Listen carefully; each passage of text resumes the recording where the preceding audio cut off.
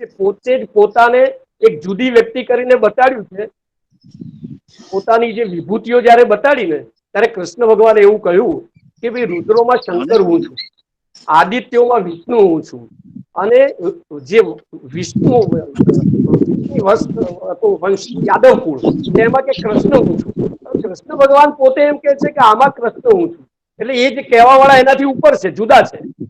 એ વખતે એ સમજાવે છે કે આ બધામાં જે છે, જે કોમન જે છે, એ જે એલિમેન્ટ એ હું છું એમ સમજી અને એ શું જે લક્ષાર્થ હતું જે બધા ઈશ્વર તત્વ તરફ લઈ ગયા હતા. અવતારો ભગવાન માંથી ઈશ્વર તત્વ ઉપર લઈ ગયા.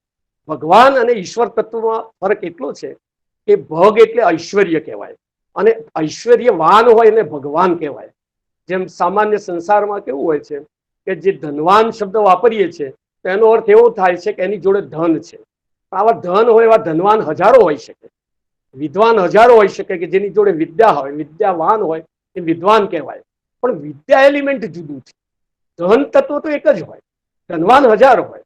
એમ લોર્ડ જે કહીએ છીએ ને એવા ભગવાન હજાર હોય, પણ ભગવાન તત્વ જે ઈશ્વર તત્વ છે એક જ છે.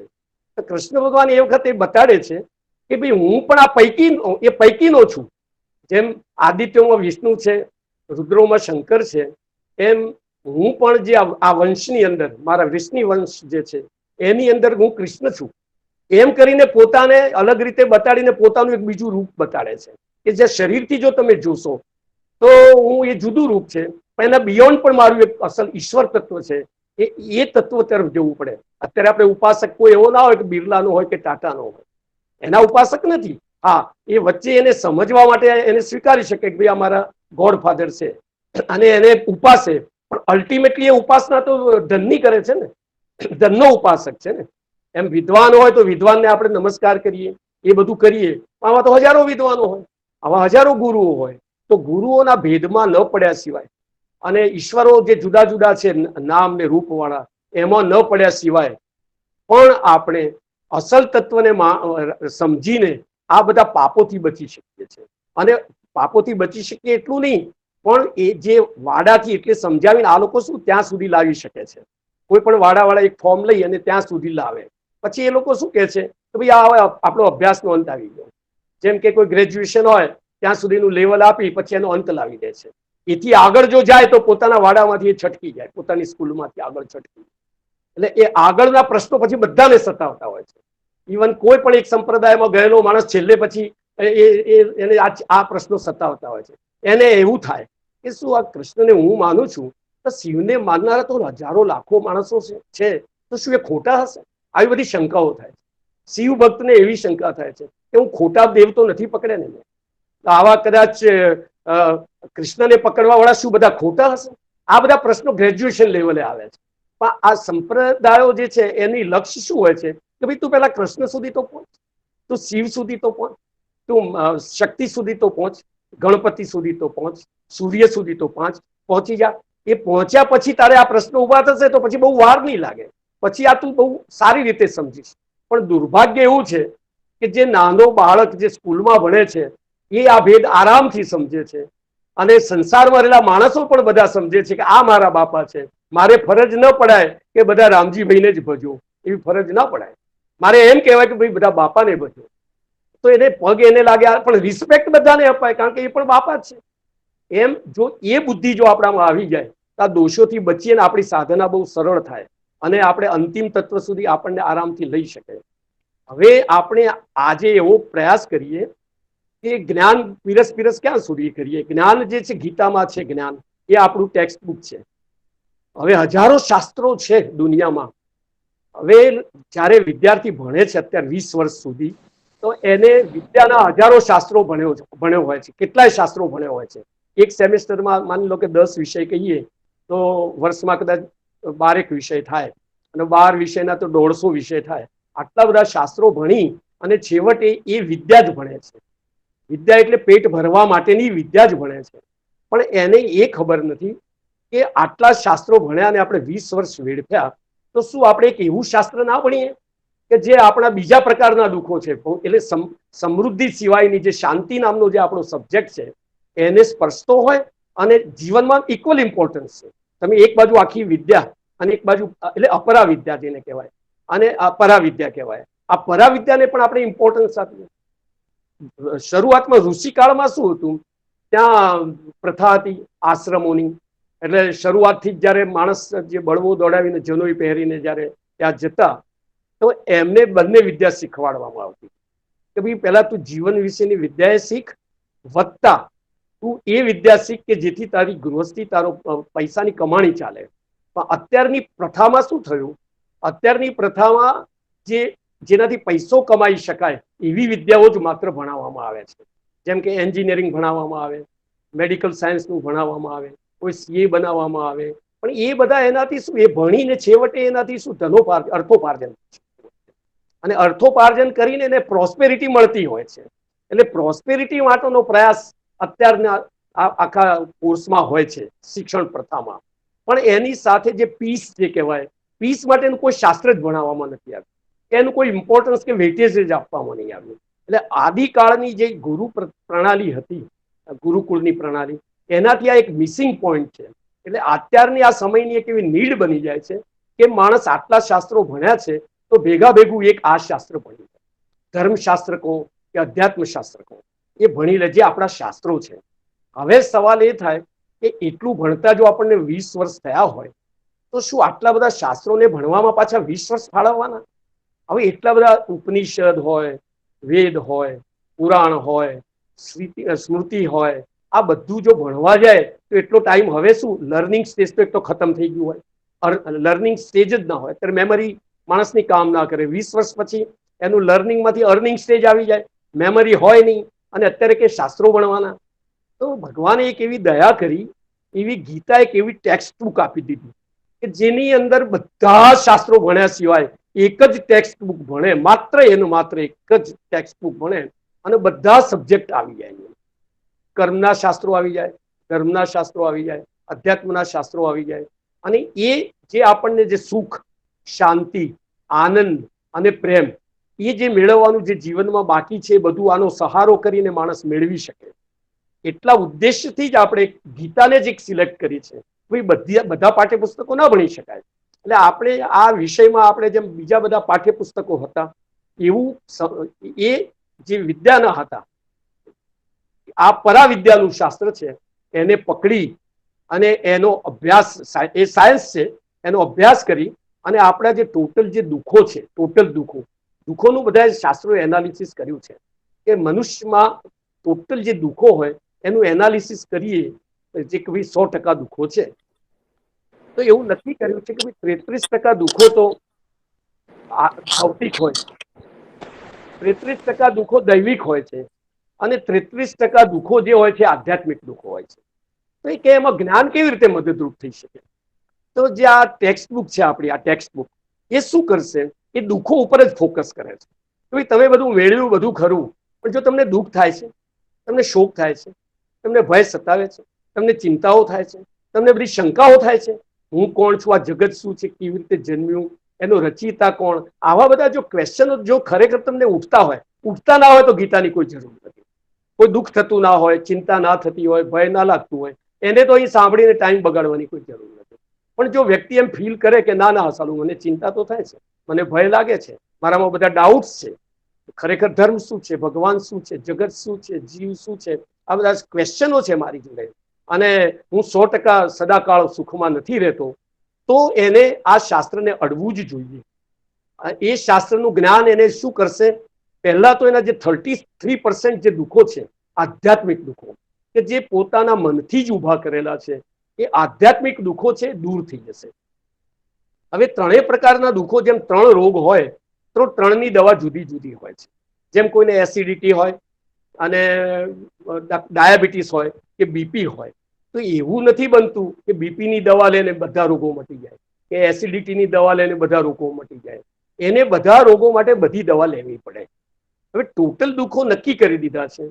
એક દુઃખો એવા છે કે ભૌતિક છે, આદિ ભૌતિક એટલે ભૌતિક જગતની આવતા હોય. દૈવિક છે કે જે આપણા જે પુણ્ય કર્મો કે પાપ કર્મોથી મળતા દુઃખો છે. અને ત્રીજું છે આપણું અજ્ઞાનથી થતા દુઃખો છે, અજ્ઞાનજન્ય દુઃખો કહેવાય. આ તો એક રીતે એનાલિસિસ કર્યું છે. દુઃખોનું એનાલિસિસ બહુ રીતે કરેલું છે, એનું ક્લાસિફિકેશન જે કહેવાય ને એ બહુ રીતે કર્યું છે. દાખલા તરીકે કોઈ ધન ને વિદ્યાથી કરીએ ને તો એક દુઃખ એવું કહ્યું છે કે અવિદ્યાજન્ય દુઃખ.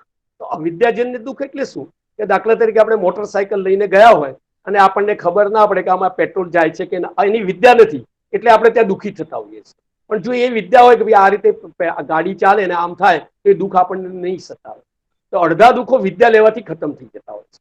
પછી બીજા દુઃખો છે અભાવજન્ય દુઃખ, કે એને કંઈક કરવું છે પણ અભાવ છે, એ વસ્તુ નથી એની જોડે, અર્થ નથી. તો એ જે અર્થ નથી એવા દુઃખો છે વિદ્યાથી દૂર નહીં થઈ જાય. હવે મોટરસાયકલનું પંક્ચર થવું, ગજવામાં ગમે તેટલા પૈસા હોય, પણ એ જે વિદ્યા છે આપણી કળા, એ જ એમાંથી મુક્તિ અપાઈ શકે.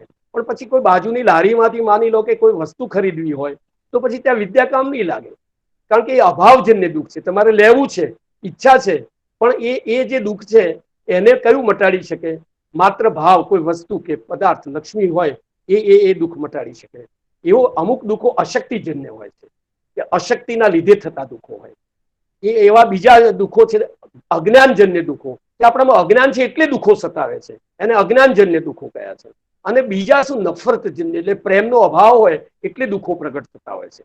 એટલે આવી રીતે પાંચ રીતે ક્લાસિફિકેશન પણ કરેલું છે શાસ્ત્રોમાં, કે ભાઈ અવિદ્યાજન્ય દુઃખ, એને દૂર કરવા વિદ્યા મેળવવી. અભાવજન્ય દુઃખ, એ દુઃખોને દૂર કરવા પૈસો મેળવવો. અજ્ઞાન, પછી અશક્તિજન્ય દુઃખ, તો એના માટે શક્તિ મેળવવી. પછી અજ્ઞાનજન્ય દુઃખ, તો એના માટે જ્ઞાન મેળવવું. અને જુદા સમજવાની જે ભાવના છે, જેને નફરતજન્ય કે જે પ્રેમના અભાવથી થતા દુઃખો, એના માટે પ્રેમ કે ભક્તિનું ઇન્વાઇટ કરવું. આ બધું એક સાથે આવે તો એના 100% દુઃખો દૂર થઈ જતા હોય. એને એ જે 5 રીતે આપણે ક્લાસિફાય કર્યું એ અહીંયા 3 રીતે પણ થઈ શકે છે. 3 રીતે કરીએ તો આદિ ભૌતિક, આધ્યાત્મિક અને આદિ દૈવિક એમ આવે. એમાં આદિ દૈવિક દુઃખો માટેનો ધર્મ એક જુદું ઇલાજ છે, આદિ ભૌતિક માટે કર્મ એક જુદો ઇલાજ છે, પણ આધ્યાત્મિક દુઃખો માટે જ્ઞાન એક જ ઇલાજ છે. તો કે 33% દુઃખો તો તમે કશું કર્યા સિવાય, એમાં ધન પિક્ચરમાં ના આવે, કે કશું તમારું પૂર્ણ કર્મ કે કર્મે પિક્ચરમાં ના આવે, ને ધર્મે પિક્ચરમાં ના આવે, ના વિદ્યા આવે, ના શક્તિ આવે, કશું ના આવે. માત્ર સમજથી આપણે જે બેસીને વાતો કરીએ, જે અર્જુનનું દુઃખ દૂર કર્યું હતું. અર્જુનનું એ દુઃખ દૂર કરવા ભગવાને કઈ પૈસો આપેલો, કઈ બીજું કોઈ વિદ્યા, એવી જગતની કોઈ ધનુષબાણની કોઈ વિદ્યા નહોતી શીખવાડી, કોઈ શક્તિનું પ્રદાન નહોતું કર્યું, કશું જ નહોતું કર્યું. પણ એનું જે અજ્ઞાન હતું ને એનાથી જે રીબાતો હતો, એ અજ્ઞાનને દૂર કર્યું, એ જ્ઞાનથી દૂર કર્યું. એ જ્ઞાન આપણને ભગવાને મૂકતા ગયા છે આપણી જોડે. તો એનો સહારો લઈ અને આપણે આધ્યાત્મિક બધા દુઃખો 33% જેનું વેટેજ છે એને તો દૂર કરી શકાય. પછી બાકીના જે 2 દુઃખો છે ને, એમાંય 50% પાછો જ્ઞાનનો રોલ છે. કારણ કે એ શું હોય છે, કોઈ પણ એક પરિસ્થિતિ હોય છે, એટલે અનુકૂળતા કે પ્રતિકૂળતા નામની, એ પરિસ્થિતિનું તમે જે પરસેપ્શન છે, આપણે એને મૂલ્યાંકન કેવી રીતે કરીએ છીએ એના ઉપર પાછો દુઃખનો આધાર હોય છે. તો ત્યાં પણ પાછું બંનેમાં 50% પાછું વેટેજ પાછું જ્ઞાનનું આવે છે. એટલે 33% તો દુઃખો ખાલી સમજવાથી, સત્સંગથી દૂર થઈ જાય. અને પેલા 2 જે દુઃખો ભોગવે છે, પૈસો હોય કે પરિસ્થિતિ એવી ક્રિએટ થઈ, પણ એને કેવી રીતે લેવી, એનું પરસેપ્શન કઈ રીતનું છે, બેનો સંબંધ થઈ સરવાળો થઈને પછી દુઃખ જનરેટ થતું હોય છે. જેમ આપણે કોઈ સાધન લઈને ક્યાંય ગયા હોય અને કોઈ ડિસ્ટર્બન્સ થયો, કે એન્જિન બંધ થયું, કે કઈ તકલીફ થઈ, કે પંક્ચર પડ્યું, તો હવે એને તમે કેવી રીતે લો છો? એક માણસ એને એક સખત રીતે લે તો વધારે દુઃખી, એ જ પરિસ્થિતિમાં વધારે દુઃખી થઈ શકે. જ્યારે બીજી એવી સમજુ વ્યક્તિ હોય તો એ જ પરિસ્થિતિમાં એ દુઃખથી મુક્ત પણ થઈ શકે, અથવા દુઃખને નાનું કરી શકે. એટલે દુઃખને નાનું ને મોટું કરવાની ક્ષમતા પણ આમાં છે. એટલે એક જ ભૌતિક પરિસ્થિતિમાં હોય, પણ જો એની સમજદારી હોય, એનું પરસેપ્શન હોય, પરફેક્ટ હોય, તો એ દુઃખો જે છે એને નાના મોટા કરી શકતો હોય છે. બાકી તો પછી 100% દુઃખો નાના મોટા ન થાય, પરિસ્થિતિ બદલવા પ્રયાસ કરવો જોઈએ. બીજું એ પણ કહ્યું છે શાસ્ત્રોએ કે એના એ પરિસ્થિતિ રાખીને બેસી રહેવાનું નથી. તમે પરિસ્થિતિ બદલીને એનું સુખ ક્રિએટ કરો. પણ દાખલા તરીકે ગાડીને પંક્ચર પડ્યું તો આપણે માઇન્ડ જે છે, જે નિર્વિરોજ કે કરે છે આપણને કે ભાઈ આ જે છે કે સ્થિત પ્રજ્ઞની સ્થિત પ્રજ્ઞનું, હવે આના પછી આપણે લઈશું. સ્થિત પ્રજ્ઞ એક સ્થિતિ છે, ચર્ચાનો વિષય નથી, અને આનાથી કેવી રીતે મળે છે આપણે સમજાવીશું. એ સ્થિત પ્રજ્ઞતા જો આપણામાં હોય તો એ વખતે વધુ સારી રીતે પંક્ચરનો પ્રશ્ન પણ સોલ્વ કરી શકીએ. શાસ્ત્રો એવું નથી કહેતા કે બસ આમ જોતા રહો અને તમે ભોગવ્યા કરો, પણ પરસેપ્શન તો પરફેક્ટ કરીને એટલું દુઃખ તો ઘટાડી દો, અને પછી બાકીનું રહ્યું જે દુઃખ છે એના માટે ધર્મની જરૂર હોય તો ધર્મ કરો, કર્મની જરૂર હોય તો કર્મ કરો, અને એને પણ કાઢી નાખો તો તમારા 100 દુઃખો નીકળી જશે. પણ આપણે અત્યારે માની લો કે આપણે કર્મે કરવું નથી, આપણે ધર્મે કરવું નથી, અને માત્ર જ્ઞાનથી દુઃખો કાઢવા છે, તો 33% વત્તા 33%, 66% દુઃખો તો જગતમાંથી ગાયબ જ થઈ જાય. આ આપણું જે પારાયણ ચાલે છે ભગવદ્ ગીતાનું, એમાં હવે આપણે શું કરીશું, આ જ સાયન્સને લઈને એવી થોડી ટેકનિકો આપીશું કે ટોટલ 100% જે છે આપણા દુઃખો, એની એક દિવસ એવો આવશે કે 66% દુઃખો તો આપણે ગાયબ જ કરી નાખીએ. એ આની ક્ષમતા છે કે 66% તો દુઃખો જતા રહે. અને એટલા દુઃખો જ્યારે જતા રહે અને બુદ્ધિ એટલી સ્થિર થાય, તો સારા ને સાચા નિર્ણયો લઈ સારું કર્મ અને સારું ધર્મ કરી અને બાકીના કર્મોની દૂર કરવાની ઇન્ડિવિજ્યુઅલ જવાબદારી રહે.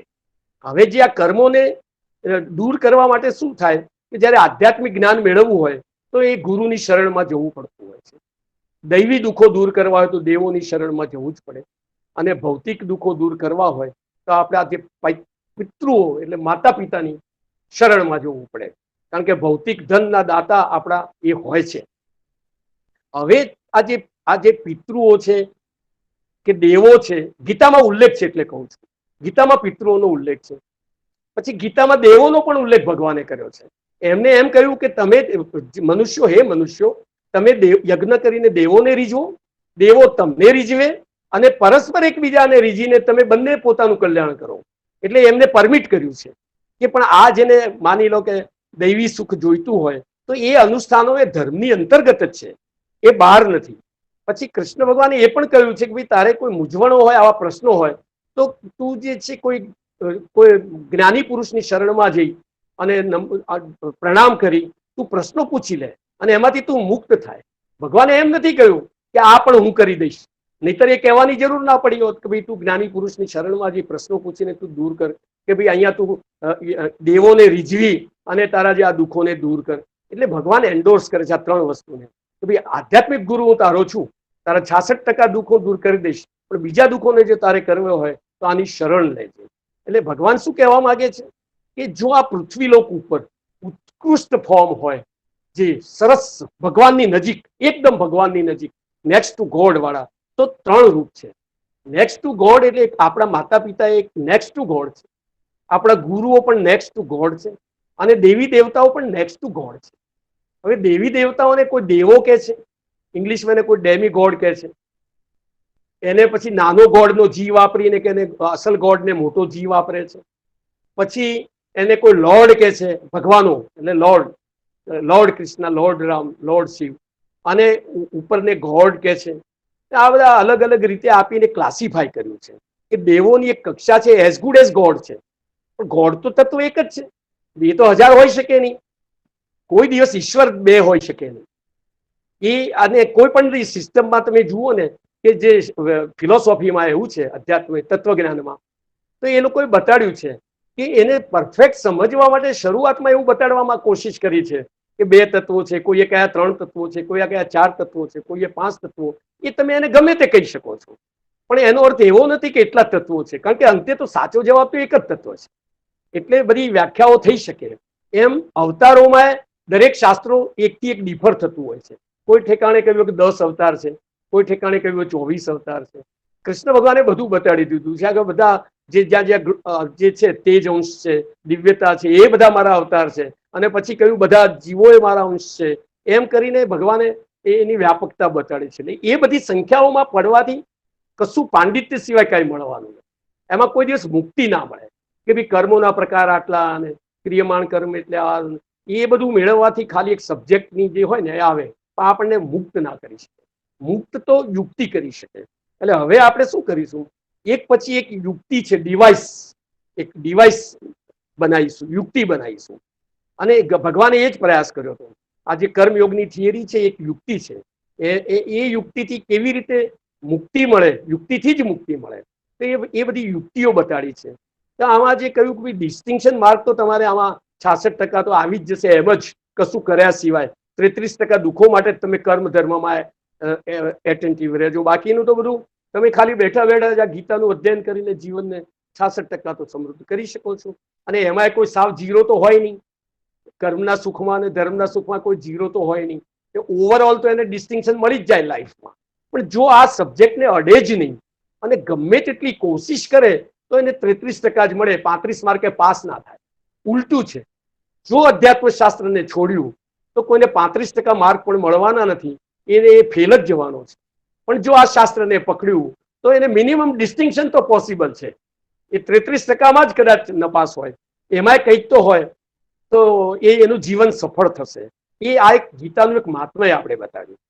હવે શું છે કે એ ગીતામાંથી નું સાયન્સ લઈ આપણે એક એક યુક્તિ ઊભી કરીશું, જે ભગવાને બધી યુક્તિઓ અંદર બનાવી છે, અને એ યુક્તિ કેવી રીતે મુક્તિ આપે, એમાં આજે એ યુક્તિમાં 2 શબ્દો આપણે પકડીશું. એને ઉદાહરણ રૂપે આપણે પહેલે એની પાછળનું સાયન્સ સમજાવીશું, મુક્તિ કેવી રીતે આપે છે, અને આને યુક્તિ કેમ કહેવાય એ પણ સમજીશું. એટલે ગીતાનો જે મોટો ઉપદેશ જે છે, ફેમસ એકદમ, એ ગીતાનો કર્મયોગ છે. કે માણસની બુદ્ધિ સાંખ્ય વિશે હોઈ શકે અને માણસની બુદ્ધિ કર્મયોગ વિશે હોય છે. તો ભગવાને જે કર્મયોગમાં જે બુદ્ધિ આપી અને છેલ્લે ડિરાઈવ કરી અને એક સ્વધર્મ નામનો એક શબ્દ કોઈન કર્યો છે, સ્વધર્મ. અને એક છે શબ્દ આવે છે શાસ્ત્રોમાં પ્રસાદ.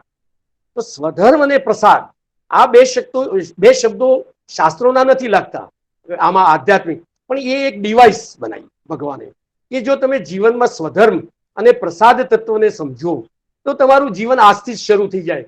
એક લેક્ચર ભણ્યા પછી જો એના સુખમાં કંઈ વધારો ન આવે તો હું એવું માનું છું કે દવા લેવાય જ નહીં.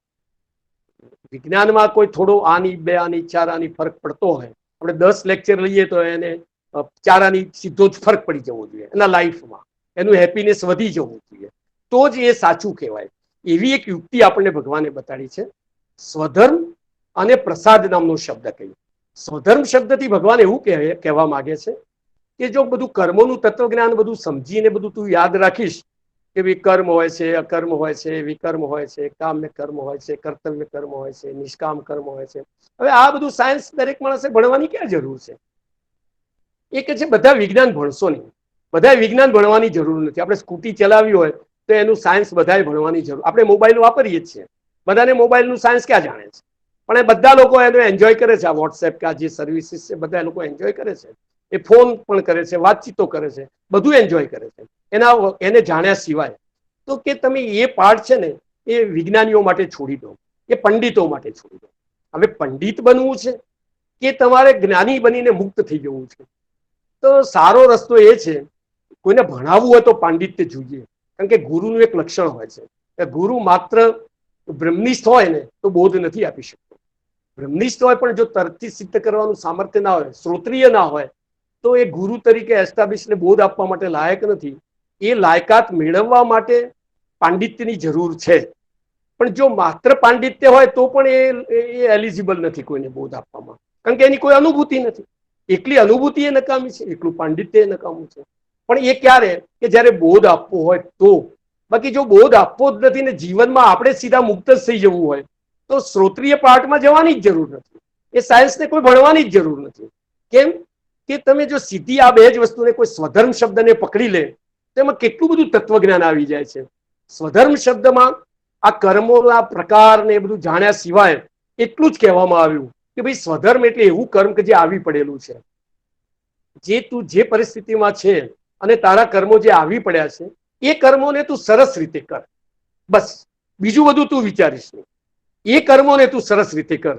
એ કર્મો કરવાથી તારો ઉદ્ધાર થઈ જશે, તને મુક્તિ મળી જશે. અને ખરેખર સાચું છે કે જ્યારે સ્વધર્મના કર્મો કરીને પાછું કહ્યું તું પરધર્મમાં જઈશ ને બીજાના કર્મોને તું જોઈશ, તું તારું જો. બીજાના કર્મો બીજો શું કરે છે એની સાથે કોઈ કમ્પેરિઝન ના કર. બીજાની સાથે કમ્પેરિઝન કરીશ તો ઇન્ફિરિયરિટી કોમ્પ્લેક્સ કાં તો સુપિરિયરિટી કોમ્પ્લેક્સ જન્મશે. તું પોતાની જાતને હીન ગણીશ કાં તો અહંકાર જન્મશે. એ બધાની પીડામાં તું પડીશ નહીં. તારો કયો ધર્મ છે તું ભૂલી જા. જે છે તારો સ્વધર્મ છે એટલે ઉત્તમ છે. તારા સ્વધર્મમાં દોષો હશે, જેમ કે ખેતી કરતો ખેડૂત હોય એનો સ્વધર્મ છે ખેતી કરવી. હવે ખેતી કરે તો એમાં હિંસા નામનું એક કર્મ તો રહેલું જ છે. પણ કે છે ભગવાન કે છે જો તારો સ્વધર્મ હશે તો એ જે છે ને ભરેલો હશે, દોષોથી ભરેલો હશે, દોષ વાળો હશે, છતાં પણ તારા માટે હિત કરશે. તું પછી એમ વિચારે કે બ્રાહ્મણનું આવું પાપ વગરના ધર્મ હું કરવા જઉં, પણ એ જે ધર્મ છે પરધર્મ છે એ ધર્મ દોષ વિનાનો હોવા છતાં પણ એ ભયકારક છે, એવું ભગવાને અંદર જ્ઞાનમાં બતાડી દીધું છે. અને હકીકતે સાચું છે કે બીજાના ધર્મમાં રહેલા, જેમ કે બીજાના ધર્મોમાં રહેલા જે દોષો હોય, દોષ સિવાયનું તો કે કોઈ કર્મ જ નહીં હોય, તું શું કરવા આ બધી ચિંતા કરે છે? આ દુનિયામાં કોઈ કર્મ એવું નથી કે જેમાં દોષ ના હોય, દરેક કર્મમાં દોષો રહેલા છે. એટલે આ દોષની જે એને ચિંતા અને પીડા સતાવતી હોય છે, એ પણ આમાંથી જતી રહેશે. એટલે અર્જુનને સમજાવ્યું કે ભાઈ તારો સ્વધર્મ લડવાનો છે. હવે લડવાના ધર્મમાં દોષ રહેલો છે કે કોઈને મારવું, મારી નાખવું, આ બધું રહેલું હોય. એમ કોઈ માની લો કે કોઈ જજ હોય, તો જજના ધર્મમાં પણ દોષ રહેલા છે. કારણ કે એને કોઈને ઉદ્દેશ આપીને રીબાવાનો છે, કોઈને જેલમાં મોકલવાનો છે, કોઈને ફાંસીની સજા આપવાની છે, મારી નાખવાનો છે, આ બધું છે. પણ ભગવાન એક એશ્યોરન્સ આપે છે કે જ્યારે આ તારો સ્વધર્મ છે ને તું સારી રીતે બજાવીશ, તો કહ્યું છે કે આ યોગમાં રહેલો માણસ જો રહીને સ્થિત થઈને કર્મ, આ જે સ્વધર્મમાં રહેલો પ્રતિષ્ઠિત થયેલો, એ કોઈને સજા આપીને 4 માણસને મારી નાખશે તો એ કે એને કોઈ પાપ નથી લાગવાનું. એ બાકી જો પરધર્મ છે, એ જજ સિવાય જો બીજો મારવા જશે, જજનું કામ જો બીજો કરવા જાય કે ભાઈ જજ ન્યાય કરે છે ને એને મારી નાખે છે, તો મારે જજ સુધી શું કરવા જફા જવા દેવી? હું જ જજ બનીને એને મારી નાખું. તો જો એનો ધર્મ પોતે સ્વીકારે તો પાછો એ પાપનો ભાગીદાર થઈ જાય. એટલે આ એક એવો એક શબ્દ કોઈન કર્યો છે ભગવાને, સ્વધર્મ નામનો, કે જેમાં કર્મ કેવી રીતે થાય, કેવી રીતે ફળ આપે છે, કેટલા ફેક્ટરો છે, દૈવની શું ઇમ્પોર્ટન્સ છે, ક્રિયા શું છે, કર્તા શું છે, આ બધું કોઈ જ્ઞાન લેવાની જરૂર નથી. સીધું જ એને દોષોથી મુક્ત થઈ અને એને પામવાનું પામી જશે. એટલે કયા કયા દોષોથી બચશે? એક તો કમ્પેરિઝન નામના દોષોથી બચશે. પછી પોતાની જે આવી પડેલી જે સ્થિતિ હશે એમાં એ એન્જોય કરશે. જે પણ છે મારો ધર્મ છે ને, બસ એને એન્જોય કરશે. એટલે એનું માઇન્ડ, જે વેવરિંગ માઇન્ડ હશે ને, એકદમ સ્થિત પ્રજ્ઞતા આવશે. સ્થિત પ્રજ્ઞ થવા માટે આ બધી જરૂરી છે. કે આ બધું જો આવે નહીં તો માણસની બુદ્ધિ કદી સ્થિર થતી નથી. કારણ કે બુદ્ધિનો એક એવો ગુણધર્મ છે કે જે પણ ઇન્દ્રિય કોઈ પણ વિષયમાં જાય તો આને એની સાથે જો એની અંદર આપણું મન ગયું તો બુદ્ધિ પછી કાબુમાં રહેતી નથી. એ ઉદાહરણ સરસ આપ્યું છે ભગવાને, જે રથ અને રથના ઘોડાઓ, એનાથી એની સાથે એની સરખામણી કરી અને આપણને ઉદાહરણ આપ્યું છે કે આપણે જે સેલ્ફ છીએ એને રથી કયો છે, કે રથમાં બેઠેલા છીએ. પછી એક સારથી હોય છે કે જે રથને ચલાવતો હોય છે. એક બુદ્ધિ હોય છે જે આપણો પીએ ટાઈપનો હોય છે. આપણે પીએ જેવો પર્સન હોય, એ ડિસ્ક્રિમિનેટ કરે છે સારું શું ખોટું શું. પછી એના અંડરમાં મેનેજરો હોય છે, મન જેવો માણસ હોય, મન જે લગામ પકડી હોય છે, મન હોય છે. પછી ઇન્દ્રિય રૂપી ઘોડા છે. એને કલ્પના કરી છે કે આ શરીર શું છે. એનું સરસ ઉદાહરણ આપ્યું છે, બહુ ટોપ ઉદાહરણ આપ્યું કે ભાઈ ઇન્દ્રિયો રૂપી આ ઘોડાઓ છે, 5 ઘોડાઓ છે. એની લગામ નામનું આ જે છે, આ જે હાથમાં લીધેલું એ પાછા સારથીના હાથમાં છે. અને સારથી જે છે એ જે રથ ચલાવે છે એમાં બેઠેલો રથી છે. હવે જો બુદ્ધિ ક્યારે કામ કરશે? જો ઇન્દ્રિયો પોતે જ, માની લો કે રોડ ઉપર સરસ રીતે આપણો રથ જઈ રહ્યો હોય, પણ જો ઘોડાઓ બાજુના લીલા ખેતરમાં દોડીને બાજુ જો ભાગી જાય તો એ મનની સી સ્થિતિ થાય, એ બુદ્ધિની સી સ્થિતિ થાય, એ સારથીની સી સ્થિતિ થાય. અને એ જે અંદર બેઠેલો જે રથી, જે આત્મા છે, એની દશા કેવી કરી નાખે. એ ઉદાહરણ આપ્યું છે. તો તું જે આ બધું આખું જે નિયમન છે એ બધું કરી અને જે બુદ્ધિ છે એના જો આ બધું એના કંટ્રોલમાં હશે, ઇન્દ્રિયોથી માંડીને, તો જ રથ ને બધી ટ્રેકમાં જશે, નહીં તો જશે નહીં. એમ કરીને એને ઇમ્પોર્ટન્સ આપ્યું કે જો તારી સ્થિરતા નહીં હોય, આ બધું નહીં હોય, તો નીચેની બધી જે સિસ્ટમો છે ને, બધી તારા બધા જે નીચે કંટ્રોલ છે બધા આઉટ ઓફ કંટ્રોલ થઈ જશે. એટલે જો બુદ્ધિની સ્થિરતા નહીં હોય, તારો કંટ્રોલ નહીં હોય, તો મન હશે ગમે ત્યાં જશે, ઇન્દ્રિયો હશે ગમે ત્યાં જશે અને તને એકદમ અતોભ્રષ્ટ તતોભ્રષ્ટ જેવી સ્થિતિમાં લાવી દેશે. હવે સ્વધર્મ શબ્દથી પાછું બીજું શું થાય છે? એમાં કર્તાપણું ગાયબ થઈ જાય છે. કે હું કરું, આ કામ્ય કર્મ નથી ને, મારી કામનાથી નથી કરતો, બસ મારો સ્વધર્મ છે એટલે કરું છું. એટલે એક તો કર્મની આસક્તિ જતી રહે છે, ફળની આસક્તિ જતી રહે છે, એનું કર્તાપણું જતું રહે છે.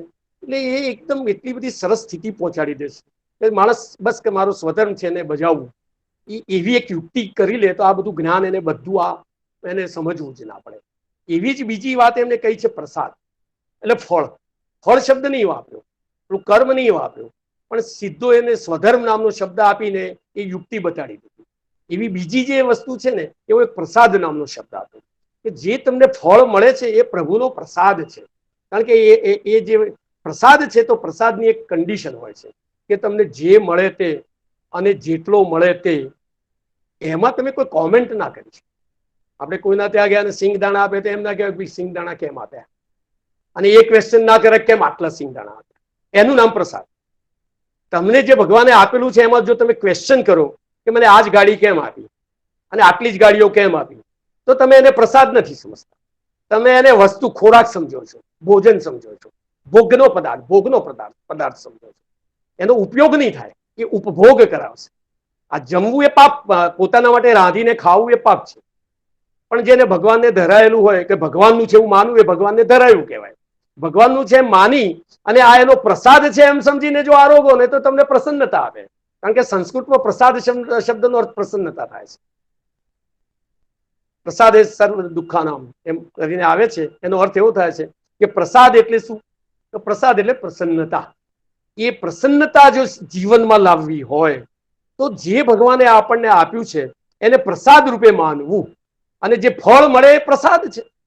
તો જ્યાં એક માત્ર એક સ્વધર્મ શબ્દ અને એક પ્રસાદ શબ્દની સાથે જો પોતે લગાવ, આ એક યુક્તિ છે, એ યુક્તિને જો લાવી દે એને કેટલું બધું સાયન્સ જે છે એને સમજવું ના પડે. કારણ કે સીધી એની એપ્લિકેશન છે અને સીધી જ મુક્તિ અપાવી દે ફટાક દઈને. આજે જે જીવનમાં માણસ ઉતારવા માંડે એટલે તરત એના અડધા બોજા, ઘણા બધા બોજા જતા રહે. ટોટલ આખા ક્વેશ્ચનમાં જેમ એક માર્ક, બે માર્ક કરીને 100 ક્વેશ્ચન હોય અને આવી 100 યુક્તિઓ જો પકડી લો તો 100% દુઃખ ગાયબ થઈ જાય. અને જો 100% દુઃખ ગાયબ ના થઈ જાય ને તો ગીતા ખોટી સમજવી. 100% દુઃખ ગાયબ થઈ અને 24 કલાક જો સમાધિમાં સ્થિર ના કરી શકે, સ્થિત પ્રજ્ઞ ના બનાવી શકે, તો આને ગીતા નહીં માનવી જોઈએ, એવું હું ઠોસ કહું છું. કારણ કે એટલી ક્ષમતા છે આની. કારણ કે આ એક મુદ્દાથી જે ઘણાને દુઃખો નથી હોતા કે ભાઈ આ મને તો ભગવાને આપ્યું છે, જે આપ્યું એને ગમતું જ નથી હોતું. પોતાનું છે કાંઈ ગમશે નહીં. ઘર છે કે મારે તો આવું છે, અને આને તો મોટો બંગલો છે. પોતાની સાયકલ નથી ગમતી, પોતાનું શરીર નથી ગમતું, પોતાની પત્ની નથી ગમતી. તો શું આ તું કેવી રીતે દુઃખી થઈ થઈને ભોગવે છે? કેટલા દુઃખ તું પાડે છે? એને એમ લાગે છે મારા કરતા આનો છોકરો સારો છે, બીજાનું ધન સારું છે, બીજાની ગાડી સારી છે. કારણ કે એને કશું આ સમજ્યો જ નથી. પછી એ ભગવાનને થેન્ક્સ તો ક્યાંથી કહેવાનો છે? આભાર માનવાનું એ પાપમાં તો પડશે. જે આપ્યું છે એમાં થેન્ક્સ કહેવાના જે હોય એ જે છે એમાંથી એ બચે છે, પાપ કરે છે, અપરાધ કરે છે કે જે ભગવાને આપ્યું છે એનો આભાર પણ નથી માની શકતો. કેટલો પાપી થઈ જાય છે. ભલે પછી ગમે તેવો ભક્ત હોય, મંદિરે જતો હોય, 1000 કલાક ઘંટ વગાડતો હોય, બધું જ કરતો હોય, પણ જો આ ભાવ હોય તો એ ઈશ્વરનું અપરાધ છે. ઈશ્વરને તમે કોસો છો કારણ કે એને ગમતું નથી. જ્યારે આપણે આપણા બાપને એમ કહીએ ને કે બાપા તમે આટલું જ કર્યું, મને 1 લાખ જ આપ્યા, તો બાપાને નહીં ગમે કે ભાઈ મેં મારું બનતું બધું કરીને તને લાખ રૂપિયા આપું છું, અને જો તને એમાં સંતોષનો ભાવ નથી તો મારું આ કરી આપેલું મારું જીવન વ્યર્થ છે. તું મારો લાયક પુત્ર નથી, તું મને ખુશ નથી રાખતો. તો ભગવાન જે પિંડે બ્રહ્માંડના ન્યાય, આપણે એના એક બચ્ચા છીએ, ભગવાનના બચ્ચા છીએ, આપણે એના બાળક છીએ. ભગવાન આપણે એના પ્રિન્સ છીએ, ઓર્ડિનરી નથી. રાજા છે ભગવાન, કિંગ ઓફ ધ કિંગ્સ છે. આપણે એના પ્રિન્સ છીએ. તો આપણે પ્રિન્સ થઈને આવી જો ભિખારી વેળા જો કરીએ આપણે અને કશાથી સંતુષ્ટ જ ના રહીએ તો એને સુખ કેવી રીતે મળે? હવે આ સુખ છે એ પૈસો કેવી રીતે અપાવી શકે? આ સુખ તમારી વિદ્યા કેવી રીતે અપાવી શકે? તમારી શક્તિ, પોસ્ટ, પોઝિશન, કશું આ તમને કેવી રીતે આ સુખ અપાઈ શકે? આ સુખ માત્ર ગીતાને ગીતા જ અપાઈ શકે, આધ્યાત્મિક જ્ઞાન જ અપાઈ શકે. એના જીવનમાં શું પ્રસન્નતા આવી જશે, પ્રસાદ આવી જશે. પ્રસાદ રૂપે સમજશે તો પ્રસાદ આવી જશે એને. અને એને પછી શું થશે કે ભાઈ મારા છોકરા છે એ જ મારા છે, કામના છે, જે આપ્યા છે હું સંતુષ્ટ છું. મારી જે પત્ની છે એમાં હું સંતુષ્ટ છું, મારી ગાડી છે એમાં હું સંતુષ્ટ છું, મારી જે અત્યારે પરિસ્થિતિ આપી છે, મને જે ધન આપ્યો છે, વ્યવસાય આપ્યો છે, ધંધો આપ્યો છે. અત્યારે તો કેવું છે, ટીચર હોય એમ કે વેપાર કરીએ તો સારું, વેપારી એમ કે આના કરતા તો પેલી શિક્ષકની નોકરી હોય તો સારું, તો ધંધો વાળો કે મારે તો એના કરતા તો મોટા ઓફિસર થયા હોત તો સારું. અરે પણ શું આ શું છે? કોઈ માણસ પણ તું કે એને પૂછી આવ ને શિક્ષકને, તો એ એમ કે છે તારું હોય તો સારું, તો તારું શું ખોટું છે? પણ આ બધા રોગો છે એક પ્રકારના. રોગ આવે ત્યારે તો ટ્રીટમેન્ટ લેવી પડે. શરીરમાં જે રોગો હોય તો રોગોના ઈલાજ ક્યારે કરવા? રોગો છે એટલે ઈલાજ કરવાના છે. જો આ બધા રોગ જ ના હોય તો અધ્યાત્મની કોઈ જરૂર જ નથી. પણ જો રોગો હોય ને તમે કહો હું દવા ના લઉં, એ તો કોઈ સંજોગોમાં ના ચાલે. એને કૃષ્ણ ભગવાને કહ્યું કે જો તારા આવા ક્વેશ્ચન ક્વેરી હોય તો કોઈ જે હોય સુગ્ન પુરુષની શરણમાં જઈ ક્વેશ્ચન કરીને તું જાણી લે ને મુક્ત થઈ ગયા. એને એમ ના કહ્યું તારા બધા દોષો હું મુક્ત કરીશ. પછી પિતૃઓથી થતા જે દોષો હતા તો કહ્યું તું પિતૃઓ તારા નરકમાં જશે ને તું દુઃખી થઈશ, તો તું એ કર્મ કરી લે, એ જુદો વિષય રાખ્યો. અને પોતાનું તું પોતે લઈ લીધી રિસ્પોન્સિબિલિટી કે ભાઈ હું તારી જ્ઞાનની રિસ્પોન્સિબિલિટી લઉં છું. આવા સંજોગોમાં તું શું કરવું શું ના કરવું એના બધા જવાબ મારી જોડે છે, હું તને બધા આપીશ. અને ભગવાને બધા આપ્યા અને છેલ્લે એને એ બધા દુઃખો શોક નામની જે પરિસ્થિતિ હતી એમાંથી મુક્ત કરી અને કર્તવ્યમાં જોડ્યો અને એને બધું મળ્યું. ત્યારે છેલ્લે પેલા બિચારો જે હતો ને સંજય,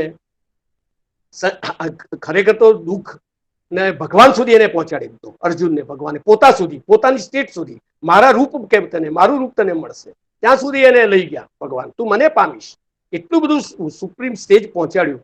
ત્યારે જે નહીં સમજનાર છેલ્લો પેલો બિચારો સંજય છેવટે ધૃતરાષ્ટ્ર જેવો શિષ્ય હોય ને સંજય જેવો ગુરુ હોય એ આ બધી વાતો તો સાર સમજી ના શકે. એટલે એને છેલ્લે કહ્યું કે કશું આ બધું છોડો, બધી જફા, આપણે તો એટલું સમજો કે જ્યાં કૃષ્ણ છે અને જ્યાં અર્જુન છે ત્યાં કશું નહીં તો પ્રોસ્પેરિટી છે, શ્રી છે, વિજય છે, સક્સેસ છે, પછી શ્રી, પછી વિજય, ઐશ્વર્ય છે. ઐશ્વર્ય છે એટલે એક પ્રકારની સારી કીર્તિ ને પ્રતિષ્ઠા એવું ઐશ્વર્ય છે અને એક અચળ નીતિ છે. એટલું એ સમજી શકાય, એટલું કે મને તો સમજાયું, આટલું છે. પણ આ તો બધું બાય પ્રોડક્ટ હતું.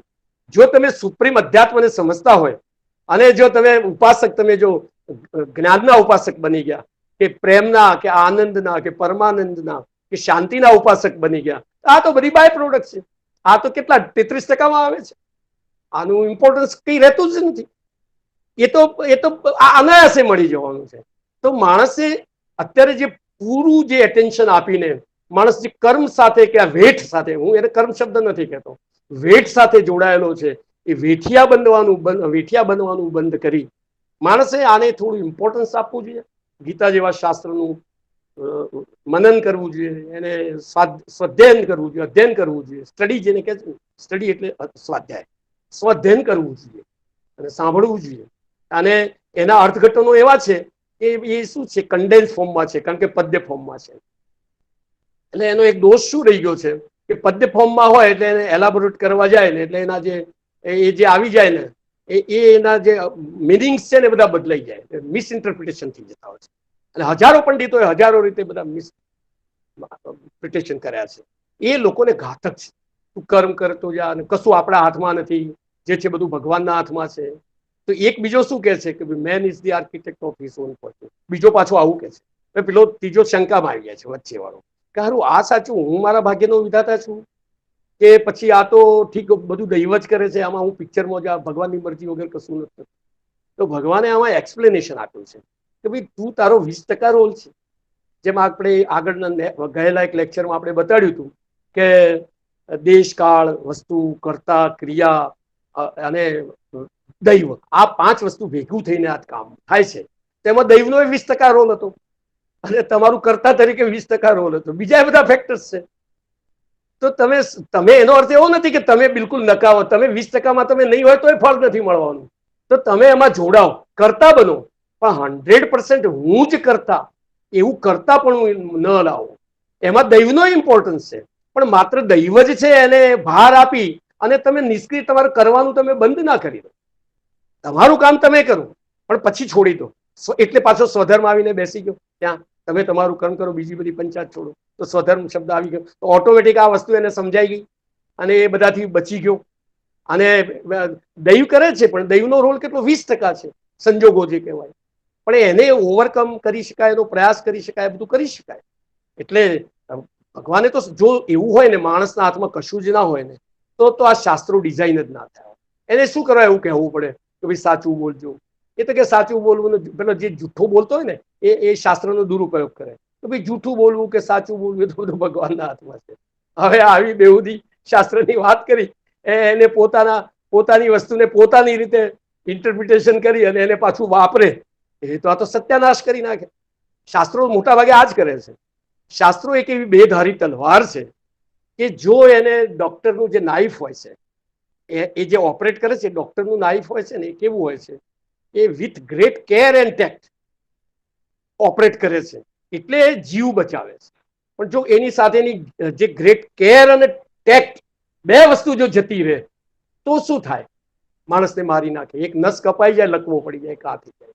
એમાં જગતમાં જ્ઞાનરૂપી તલવાર, એને તમે એક સર્જનનું નાઇફ સમજો, અને એને બહુ આમ બહુ જે મહાન કાળજી અને એને બુદ્ધિપૂર્વક એને તમે ઓપરેટ કરો તો એ તમને મુક્તિ અપાવશે. બાકી તમારો પરિશ્રમ તો બેકાર જશે નહીં, એ ડોક્ટરનું ઓપરેશનની મહેનત તો બેકાર જાય, પાછું રિઝલ્ટ જે હતું એનાથી બગાડી દેશે. એવી ક્ષમતા છે જ્ઞાનની. એટલે જો સાચા અર્થઘટનો વગર તમે જો આનો સંગ કરશો શાસ્ત્રોનો, તો કદાચ ફાયદો ઓછો અને ગેરફાયદો વધારે કરશે. જેમ દવા પ્રોપર ના હોય અને ઇમ્પ્રોપર દવા કોઈ બીજા રોગની બીજા રોગ પાછળ વાપરે માણસ, તો એને ફાયદો કરતા ગેરફાયદો વધી જતો હોય છે. રોગ તો મટવાનું દૂર, પણ બીજી સાઈડ ઇફેક્ટ થતી હોય. તો એમાં એટલે જ્ઞાનનું જ્ઞાન બહુ ઇમ્પોર્ટન્ટ. અને આ જ્ઞાનનું જ્ઞાન માત્ર જે બ્રહ્મનિષ્ઠ માણસ હોય એને જેને સાક્ષાત્કાર કરેલો હોય એ જ આપી શકે. સાક્ષાત્કાર એટલે શું? સાક્ષાત્કાર એ મોટો મોટો જબરજસ્ત શબ્દ નથી, એનાથી કઈ ગભરાઈ જવાની કે એવું સમજવાની જરૂર નથી. એટલે આપણે શું કરીએ છીએ કે જે નવી પેઢીના માણસોને શાસ્ત્રોના જે આ કોમ્પ્લિકેટેડ શબ્દો છે, ધ્યાન, ધર્મ, સાક્ષાત્કાર, યોગ ને ભક્તિ, એને દેશી રીતે આપણે અત્યારના મોડર્ન વર્લ્ડમાં સમજાય એ રીતે આપણે એની સાથે કરીશું. સાક્ષાત્કાર એટલે એ શબ્દ જ પોતે word it self is self explanatory. આમ છે ને, એવો જ છે ને કે આમાં જે તમને કહો સાક્ષાત્કાર એટલે શું? એનો સાક્ષાત આકાર. બસ પેન છે તો પેનનો સાક્ષાત આકાર મારા મગજમાં છે કે આ પેન, પણ ઈશ્વર શું? એનો સાક્ષાત આકાર નથી મગજમાં. એ સાક્ષાત બોલે છે, ઈશ્વર ઈશ્વર ઈશ્વર ઈશ્વર બોલે છે, પણ એનો સાક્ષાત આકાર છે મગજમાં. ઈશ્વર તત્વ શું? વિદ્યા વિદ્યા વિદ્યા બોલે છે, પણ વિદ્યા શું એને ખબર છે? લક્ષ્મી લક્ષ્મી લક્ષ્મી બોલે છે, પણ એ તત્વને તો જાણતો નથી, એનો સાક્ષાત્કાર નથી કર્યો. તો જેને સાક્ષાત્કાર નથી કર્યો એવી વ્યક્તિઓ જો માત્ર એ શબ્દોને લઈને 500 વાર બોલે, આ ગીતા છે ને એક માણસ 1000 વાર વાંચી જાય પણ એને કોઈ દિવસ સમજાવવાની નથી. હવે ગીતામાં એવું ન સમજાય એવું કશું છે જ નહીં. ભગવાને કઈ ફસાવા માટે ગીતા તો લખી નથી. સમજી, અને એટલી સરળ છે, એટલી સ્પષ્ટ છે કે જો એની જે બેઝિક જે ટર્મિનોલોજી છે એ બધી જો સ્પષ્ટ વ્યાખ્યાઓ હોય, બધાને તમે એનો સાક્ષાત્કાર કરેલો હોય કે ભાઈ સુખ એટલે આ જ વસ્તુ, શાંતિ એટલે આ જ વસ્તુ, એવી જો એને સ્પષ્ટ બધી એની ડેફિનિશન હોય, એની જે ટર્મિનોલોજી એની ચોક્કસ ખબર હોય, અને પછી ગીતાને વાંચે તો એવી રીતે વાંચી જશે કે જાણે એકડી બગડીની ચોપડી હોય. એને એમ લાગશે કે આટલી સરળ છે. અને સંસ્કૃતમાં લખેલું એટલું સરળ છે જાણે એકડી બીજીની ચોપડી, આમાં કોઈ કોન્ટ્રાસ્ટ છે જ નહીં. કોઈ જેને કહેવાય ને કે કોન્ટ્રાડિક્શન ક્યાંય આવતું જ નથી ક્યાંય. અને આમ લાગશે કે આટલા બધા કોન્ટ્રાડિક્શન, જેમ જગતમાં નથી દેખાતા કેટલા કોન્ટ્રાડિક્શન લાગે. એ અજ્ઞાન છે એટલે કોન્ટ્રાડિક્શન. જ્ઞાન છે ને આ કોન્ટ્રાડિક્શન છે ને બધા એને કાઢી નાખે છે. એ જબરજસ્ત વસ્તુ છે. અજ્ઞાનની એક જબરજસ્ત તાકાત છે. તો એને જો પૂર્ણ રીતે આને એકવાર સમજી લીધી હોય તો ગીતા કશું અઘરું નથી. જેમ આપણે ઉદાહરણ તરીકે આપણે આજે શ્લોક લીધો કે ભાઈ કર્મમાં તારો અધિકાર છે, ફળમાં તારો અધિકાર નથી. આમાં સમજવું શું અઘરું છે? ભાઈ તારો કર્મમાં અધિકાર છે, ફળમાં તારો અધિકાર નથી. કેટલી સાદી વાત છે કે ભાઈ કેમ કે ફળ જે છે કર્મ વત્તા બીજા ઘણા ફેક્ટરો ભેગા થઈને એનું ફળ મળે. એટલે તું એમ સમજે કે તે કર્મ કર્યું એટલે ફળ મળી જ ગયું એવું તારે માનવાની જરૂર નથી. એ બીજા પણ ફેક્ટર્સ છે, કયા દેશમાં, કયા કાળમાં, કઈ પ્રોસિજર કઈ છે. જેમ આપણે શીરો બનાવવો હોય તેની સામગ્રી તો હોય, પણ એમાં બનાવવાની કળા ના હોય તો રિઝલ્ટ જુદું આવે, એનું ફ્રૂટ જુદું હોય. પણ એનો કરતા કેવો છે, એની પ્રોસિજર કઈ છે, પછી તમારી જોડે સાધનો કયા છે. અમુક ઓવનમાં થતા હોય ને તમે ચૂલા ઉપર કરો તો એ રિઝલ્ટ ના આવે. પ્રક્રિયાનું ઇમ્પોર્ટન્સ હોય. આ બધું ભેગું થઈને ફળ આવતું હોય છે. તો એ જે એમ સમજી લે કે આપણે કર્યું કર્મ એમ જ ફળ આવે એવું નથી. એટલું જ કહેવું હતું ભગવાનનું. સાદી વાત હતી કે ભાઈ કર્મમાં તારો અધિકાર શબ્દ રાખ્યો. કેટલો ટોપ શબ્દ સિલેક્ટ કર્યો કે તારો અધિકાર. તું જો સમજતો હોય તો કર્મમાં તારો અધિકાર છે, ના નથી પડતો, પણ ફળમાં તારો અધિકાર નથી. એનો મતલબ એવો નથી થતો, ક્યાં એવું નથી લખ્યું કે તું ફળની ઈચ્છા ના કરતો, કે એવું કોઈ સ્ટેટમેન્ટ નથી. હવે એવા બધા અર્થઘટનો શેના માટે છે? એ ક્યાંથી આવ્યા અર્થઘટનો? ગીતામાં તો એવું કઈ કહ્યું નથી કે તું ફળની ઈચ્છા ના કરતો ને પછી આની ઈચ્છા ના. ઈચ્છા વગર તો કોઈ કર્મ થતું નથી. એમને જે છોડવાનું કહ્યું છે કામનાઓ કહી છે. કામનાઓને લોકો ઈચ્છા સમજ્યા છે. હવે ઈચ્છા ને કામનામાં બહુ ફરક છે. ભોગોની ઈચ્છા જે છે ને, ભોગોની ઈચ્છા, એ બધી કામનાઓ છે, એનો ત્યજવાનું કહ્યું છે. બાકી કોઈ મોક્ષની ઈચ્છા કરે તો એ તો કે ઈચ્છા નામ તેજો, તો પછી મોક્ષની ઈચ્છા કેવી રીતે કરે? તો સારા બનવાની ઈચ્છા કેવી રીતે કરે? તો બધું બધું બધું લોચા પડી જાય બધું. એટલે એક એક શબ્દને જો પરફેક્ટ રીતે જો સમજવામાં આવે ને તો જ મુક્તિ મળે, તો જ એ સરળ લાગે આપણને. એટલે પહેલા તત્વજ્ઞાન બતાડી દીધું ભાઈ કર્મમાં તારો અધિકાર નથી, કર્મમાં અધિકાર છે, ફળમાં તારો અધિકાર નથી, વાત કહી દીધી. અને પછી તરત જ બે આજ્ઞા કરી દીધી. તો તું કર્મ ફળનો કે હેતુ ના થતો, તું જ કર્મ કરે છે, તારે ફળ આવ્યું એ તારા એનું કારણ તું જ છે, 100% સોલેલી તું જ રિસ્પોન્સિબલ છે એવું તું ના માનતો. બીજા ફેક્ટર્સ છે તો એના રિઝલ્ટ સાથે પોતાને જોડી અને તારે અહમ લેવાની જરૂર નથી કે નાસીપાસ થવાની જરૂર. એટલી સાદી વાત છે. પછી આગળ કહ્યું તું અકર્મનો સંગ કરીશ નહીં, કારણ કે તું અકર્મનો સંગ કરીશ તો પણ તારું સત્યાનાશ થશે. એટલે એ બે વિધાન આપી દીધા, કોશન્સ નામના બે આપી દીધા, સમજાવી અને કહી દીધું કે તારે કરવાનું શું, તારે કર્મ કરવાનું, પણ સ્વધર્મ સમજીને કર. અને એ સ્વધર્મ પણ જો તું મને અર્પણ કરીને કરીશ, છેલ્લી સ્ટેજ ફાઇનલ સ્ટેજ બતાડી દીધું, તારો સ્વધર્મ પણ તારો કર્મો જે છે એ કર્મો પણ મને અર્પણ કરીને કરીશ તો તને કોઈ દોષ નહીં લાગે. તું જેમ જજ 1000 માણસ 4 માણસને મારી નાખે તો એ કદી પાપનો ભાગીદાર નથી થતો, તને કોઈ કર્મ લેપી જ નહીં શકે. તું એકદમ જેને કે નૈષ્કર્મ્ય તારું પ્રગટ થઈ જશે. એટલે કર્મો જે ફળ આપવાની જે ક્ષમતા હતી, ફળ આપવાની, એ કર્મોની ફળ આપવાની ક્ષમતા 0 થઈ જશે. એટલે કર્મોના જે બંધન અને બીજી જે વાસનાઓના જે બંધન જે છે ચિત્તમાં પડેલા બંડલ અંતઃકરણમાં, એ તારા નબળા થતા જશે. એક પાણીની ટાંકી જેવું ઇલસ્ટ્રેશન છે કે પાણીની અંદર જેમ પાણી ભરેલું છે, નવા કર્મો કે નવા જે વાસનાઓ એ બે ડ્રેન થઈ જાય, પણ જો નવું આવે નહીં તો ટાંકી ખાલી થઈ જશે. એનું નામ મુક્તિ કહી છે. હવે આ અંતઃકરણ છે, અંદર રહેલું કરણ છે, સાધન છે. એ અંતઃકરણમાં શું બે વસ્તુ રહેલી છે, એક વાસનાઓ છે અને આપણા કર્મોના ફળો છે. જે માણસ શરીર સ્થૂળ શરીર છોડીને જાય ને તો એ આ બે વસ્તુ સાથે લઈને જાય છે. એ જ એનું રિયલ બેલેન્સ છે. જીવનું રિયલ બેલેન્સ એટલે ગાડી બંગલા કે બહુ ભૌતિક પદાર્થો કે કોઈ પોસ્ટ કે પોઝિશન નથી, પણ એનું રિયલ બેલેન્સ છે એની વાસનાઓ અને એના કર્મોનો સંગ્રહ. એ એને ભમાવે છે આખી યોનિઓમાં.